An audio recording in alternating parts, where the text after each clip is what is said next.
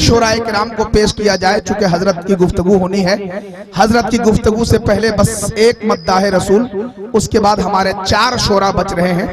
हजरत हलचल पुलामनी, हजरत रहबर पुलामनी, हजरत खुर्शीद तलहा और हमारे सैयद मोहम्मद रजा साहब। इन शोराए किराम को जो हमारे यहाँ पहली बार आए हैं और बहुत उम्दा कलाम और बहुत खूबसूरत लहजा लेकर जो इस वक्त पूरे हिंदुस्तान में चल रहे हैं, उन 4 मखसूस शोराए किराम को बिल्कुल आपके लिए महफूज रखा जा रहा है। मैं उस आवाज को आवाज देने जा रहा हूं।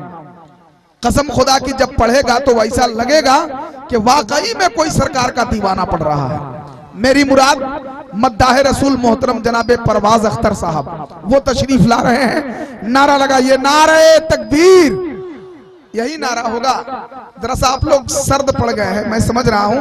पीछे वाले लोग और आगे कुर्सियां संभाले लोग, सब लोग जरा हाथ उठाकर एक मर्तबा नारा लगा दीजिए, नारे तकबीर, नारे रिसालत, हाफिजे मिल्लत कॉन्फ्रेंस, मुसलमानाने तीसर टेटू का, नारे तकबीर, नारे रिसालत।